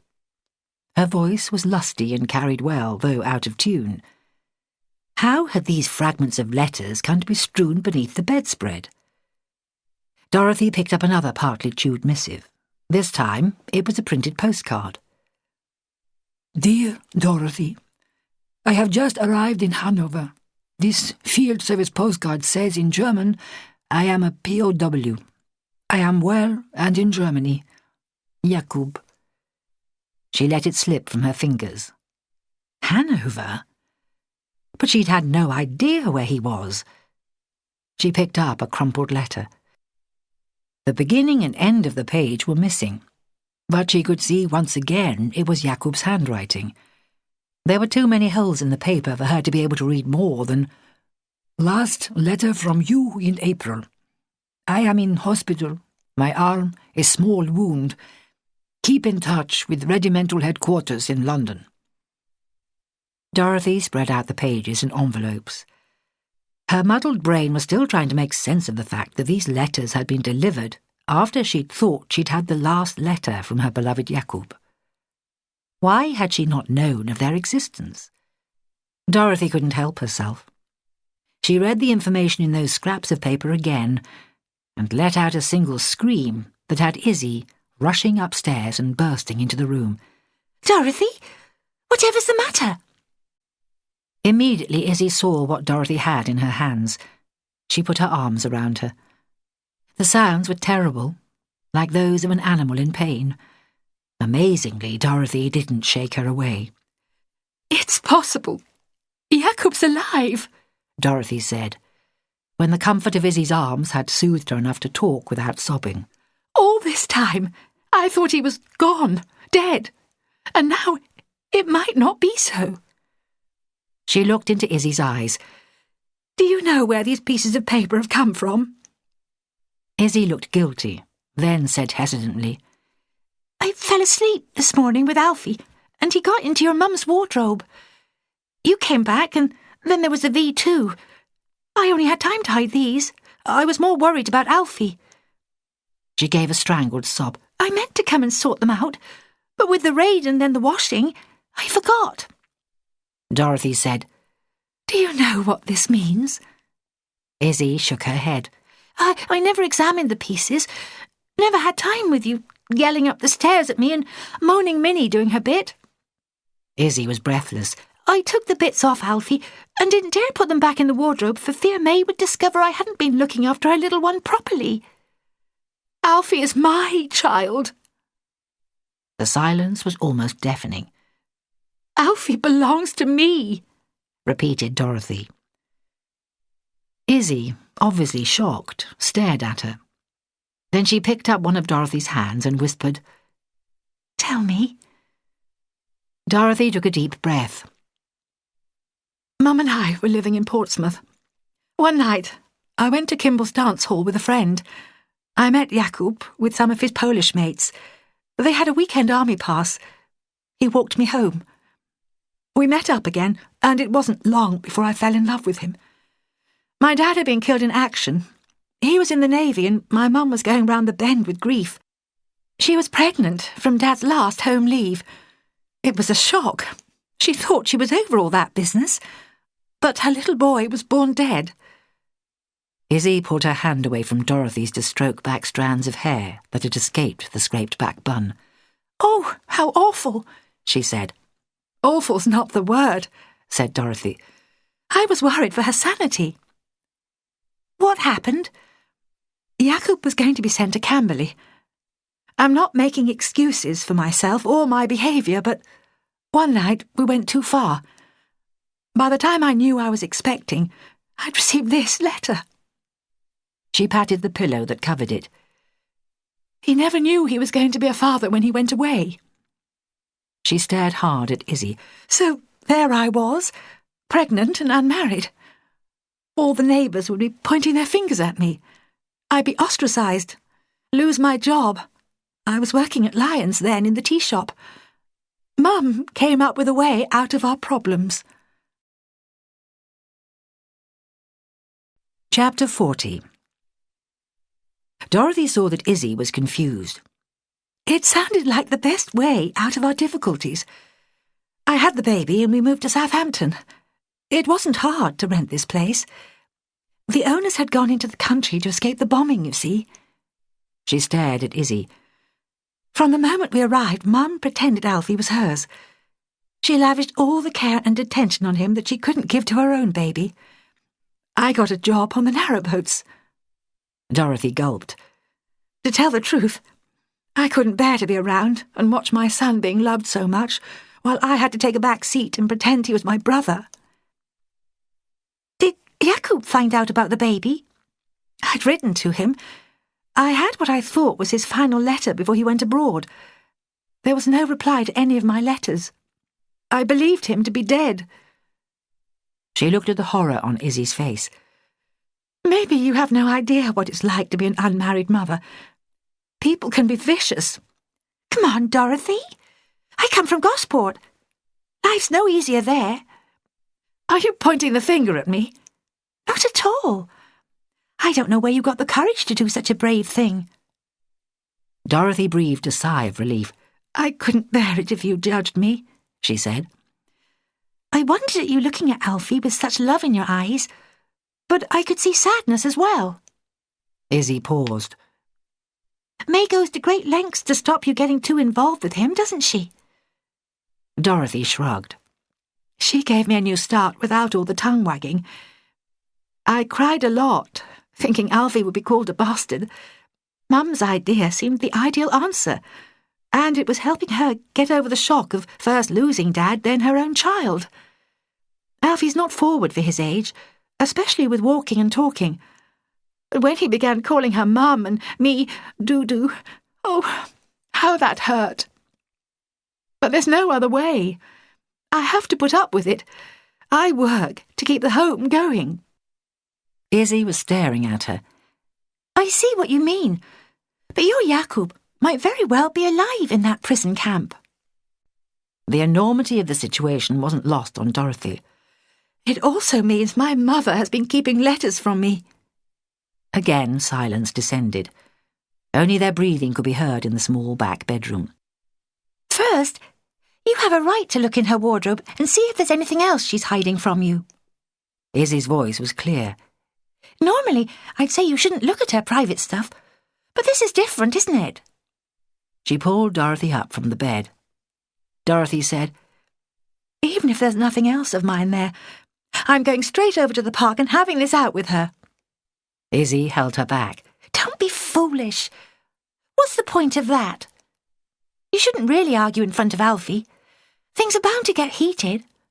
And why let complete strangers know your business? But I need answers. Dorothy was adamant. And here's me thinking the job on the cut taught you patience. Why don't you wait until the little one's in bed? I'll come up here out of the way, and you can speak to your mum in private. I can't wait that long, Dorothy said.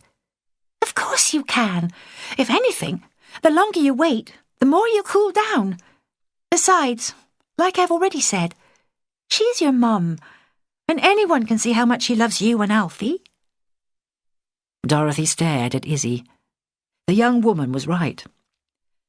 Come with me, she said, leaving the back bedroom. In the bottom of May's wardrobe, the shoebox sat askew on top of other boxes. Dorothy removed it and foraged inside, discovering birth certificates, marriage lines, the usual paraphernalia her mother would keep safe.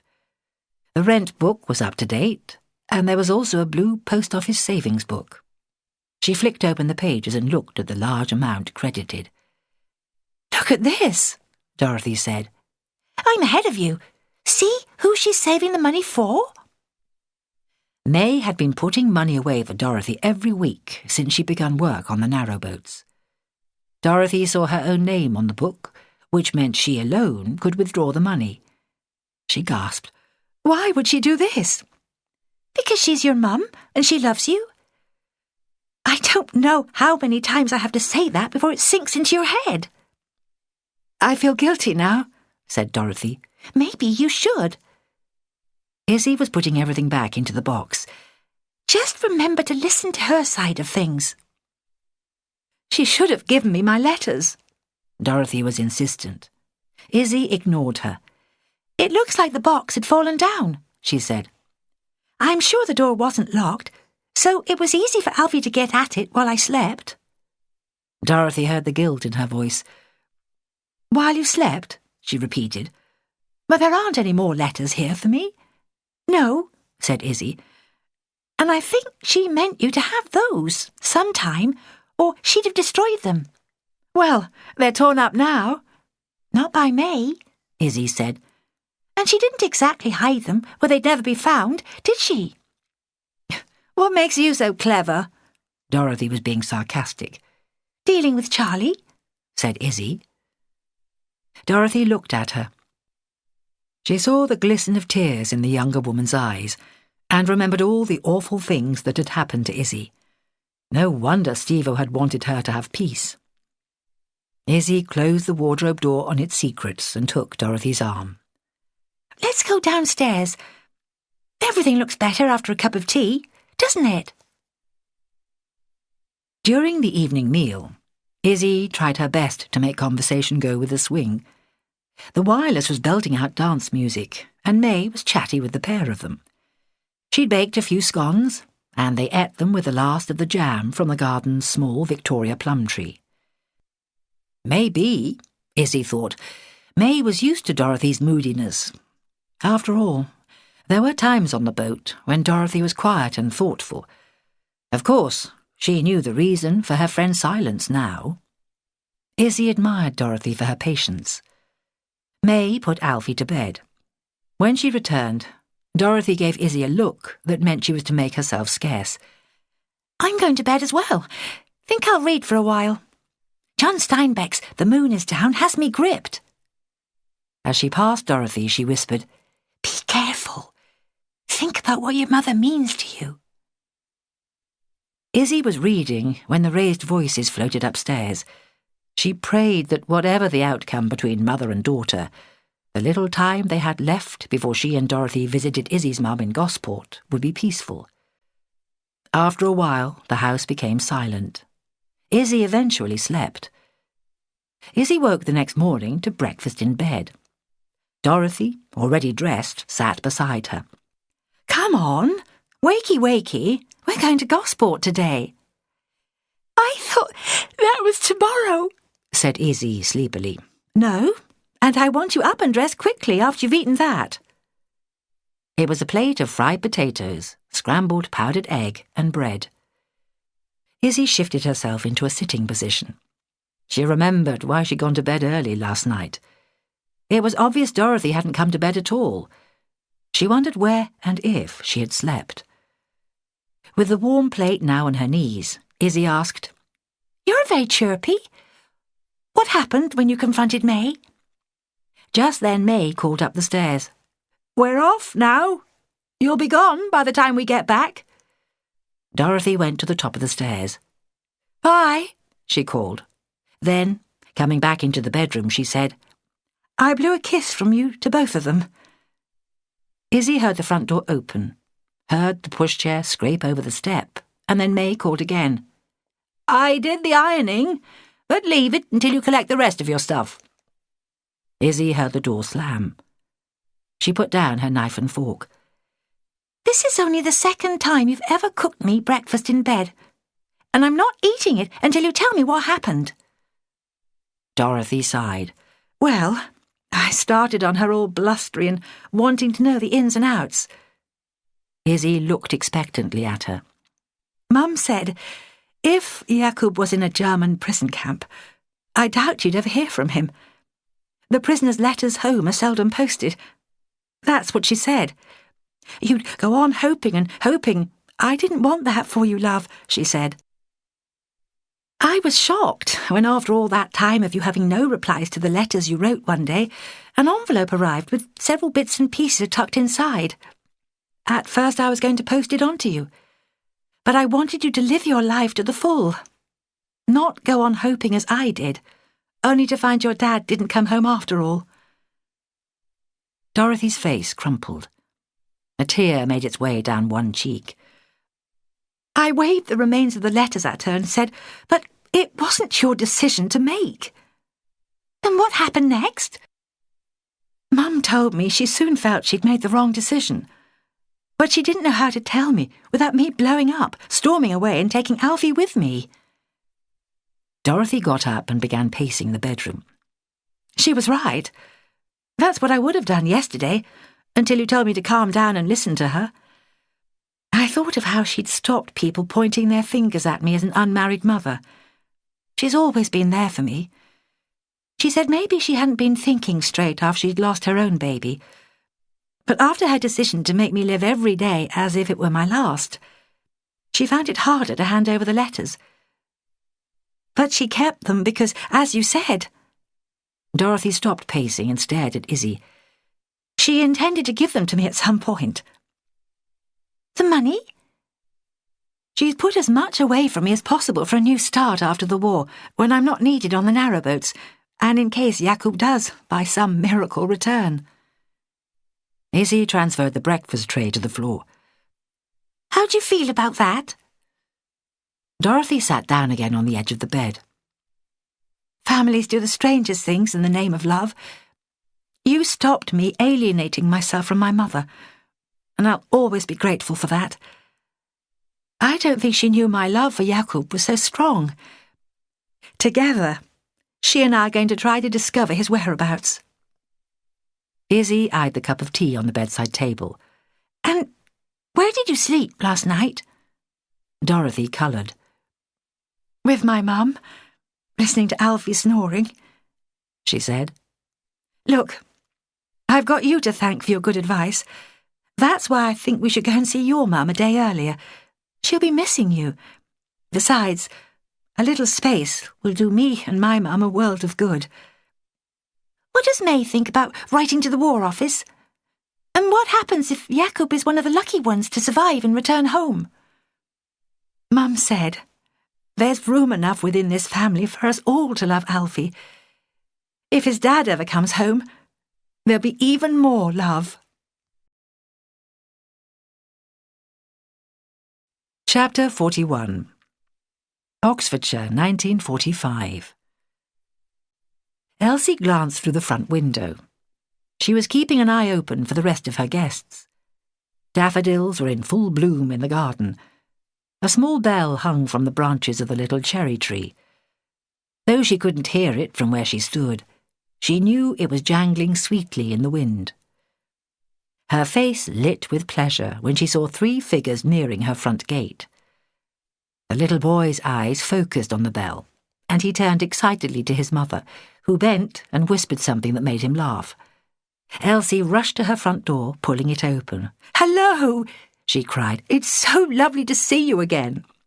I'd never have thought to do that, May said, fingering the wild spring flowers fashioned into a welcome wreath on the door of Lock Cottage. I'll make you one to take home, Elsie laughed. She felt momentary guilt that she had only a box containing homemade gifts for everyone, instead of shop-bought presents. But it was 1945, and the local shops contained little that was worth spending money on for her dearest friends. Make, do and mend was still the theme. Shortages were acute. Christmas had been awful with provisions so scarce. There had been shops with 5 Christmas puddings and 500 registered customers. Easter eggs were non-existent. The birth of a baby remained magical, especially her daughter Ruby, a jewel for Jack and herself. The christening was arranged for Sunday in the village church, its stained glass window still intact and lit now the blackout had finally been fully lifted. Elsie thought of the vibrant colours that would shine through, and her heart was filled once more with joy.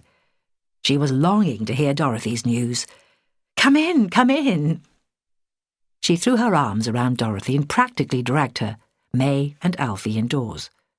Matey, the Jack Russell, was jumping and barking with sheer exuberance. The wireless was playing a Bing Crosby song, and his deep melodic voice blended with the chatter coming from the living room. It's lovely and warm in here, and it smells heavenly, gushed May. It was the scent of the applewood logs Jack had chopped for them to burn in the big open fireplace. Let's have your coats, Elsie said, and hung them on the hooks in the hallway. You look so well, returned Dorothy. I'm happy, that's why, said Elsie. She helped tuck off Alfie's boots before he ran into the large living room, followed by the excited dog. Come in and meet the others. Hello, Dorothy. The slim, dark-haired girl stepped forward and kissed her cheek, then threw her arms about her. Oh, my God! Tolly! Where have you gone? Elsie watched as Dorothy pushed her away to arm's length and stared at the girl in the tight dress. She's been helping me with decorating at the currant bun. I work so hard, I have to remind her to eat. I'll make sure she doesn't fade away, though, said Tommy. Tolly gave a twirl to show off her slim figure. With his now broad shoulders emphasised by his grey suit, Elsie knew Dorothy would find it hard to recognise Tommy as the skinny young man who'd fallen for Tolly. She was right. Tommy? Is it really you? Dorothy said. Who else would it be? He laughed and swept her into a hug. Elsie could smell his sandalwood cologne. I'll put the kettle on. Elsie went into the kitchen. I'll join you, said Dorothy, disentangling herself from Tommy. May and Alfie had found a comfortable seat near the fire and were now talking animatedly to Tolly. Elsie saw Dorothy look around the bright kitchen. You've made it so lovely here at the cottage. Not just me, Elsie said, as Matey jumped up on a stool and pawed at her. It's not just my doing, is it, Matey? She tickled the dog's neck. "Where's Izzy?" Dorothy asked. "She'll be here soon. She's travelling along in her boat, and Jack's walking up the towpath to meet her." Elsie lit the gas beneath the kettle. It made a loud pop, and Dorothy watched the blue and orange flames. Elsie began putting cups and saucers on a tray, taking them from a white-painted wall cupboard. "It'll be lovely to see her," she said, "though she drops in when she's down this way." "She wrote and told me her business is doing well," Dorothy said. "She's been travelling around the canal selling the stuff she's made, hasn't she? I think she's content for the first time in her life." Then Dorothy asked, "Have you heard from Geoffrey recently?" "He and Jack have got quite friendly. He's still living on his own in Weston Way and trying to put right the damage Sandra inflicted on the house and garden." "Has she had her baby?" "Oh, yes," said Elsie.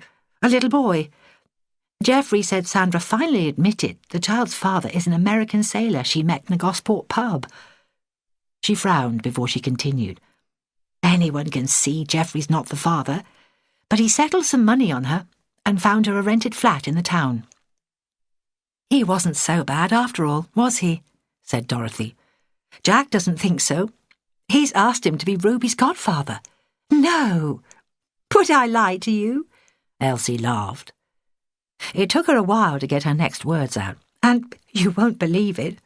Poor Geoffrey got left with Sandra's cat. Animals aren't allowed where she's living now.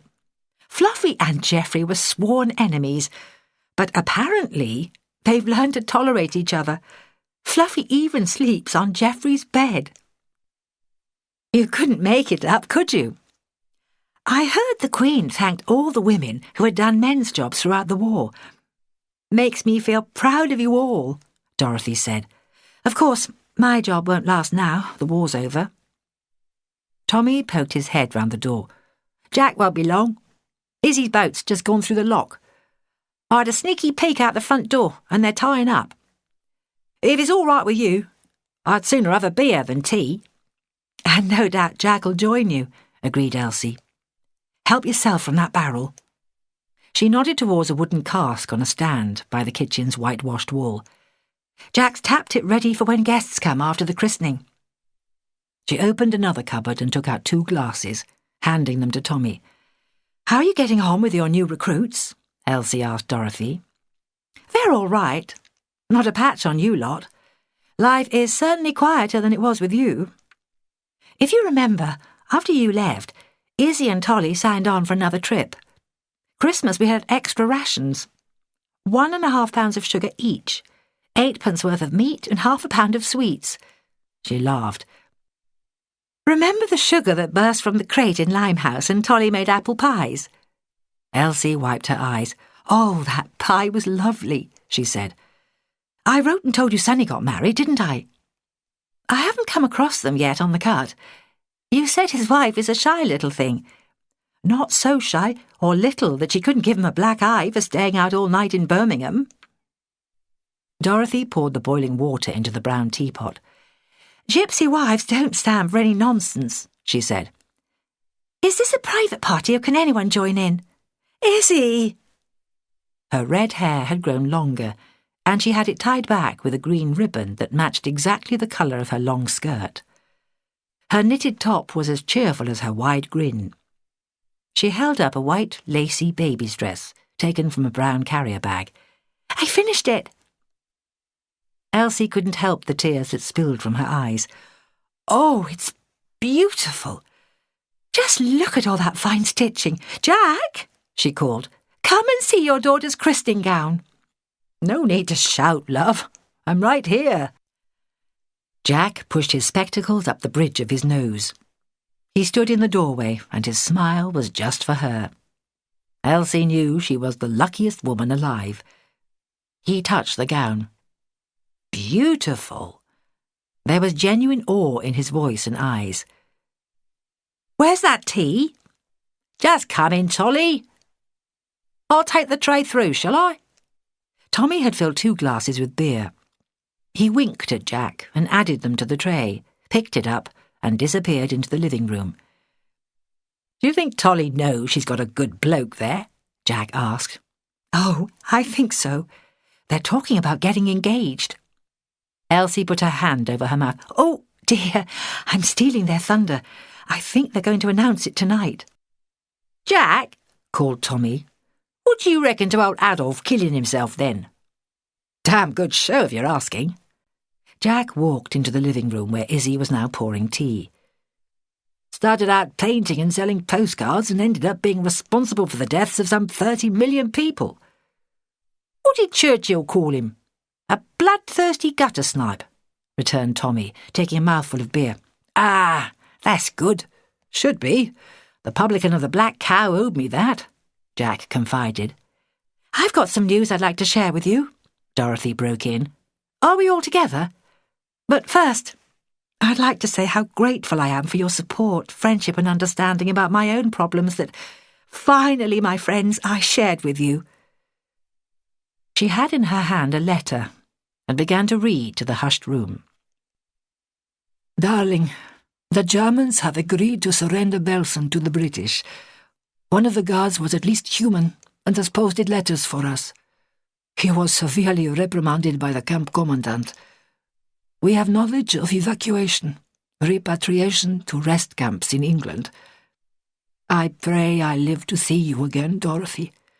So many dead friends, women, children, so much sickness in mind and body, but now so much hope, my darling. Jakub. The room was hushed until May broke the silence, saying to Alfie, Your daddy's coming home, my love. But still the silence went on. Elsie knew every one of her friends in that room was filled with a great sadness. No matter how much they had helped to win that terrible war, many, many people had paid the ultimate price, forfeited their lives. Again the silence was broken, this time by a lusty cry from upstairs. "I'll go and bring her down," said Jack. "I expect my little girl is hungry." He swallowed the last of his drink and left the glass on the table. Elsie put her arm around Dorothy's shoulders. "You've a lifetime to make up for with Jakub," she said. "You both deserve happiness." "I should say so," said Tommy. Izzy and Tolly agreed. Just then Jack came in with Ruby in his arms. Her long white nightgown was wet. "Look around, my little one," he said to the baby, holding her up so everyone could see her. "There's your 3 godmothers, who are going to guide and love you. There's Tolly, there's Izzy, and there's Dorothy. They were idle women, but not so idle at all." Elsie found his eyes now claiming hers, with a special look that was hers alone. Ruby opened her eyes, blinked, and began to cry. You have been listening to The Narrowboat Girls. It was written by Rosie Archer and read by Charlotte Strevens. This has been a Magna Story Sound presentation. If you have enjoyed this production, please write to us at Magna Story Sound, Kaywood House, Asquith Industrial Estate, Gargrave, Skipton, North Yorkshire, BD23 3SE, or call 01756 748 277, and you'll be sent a full list of our recordings.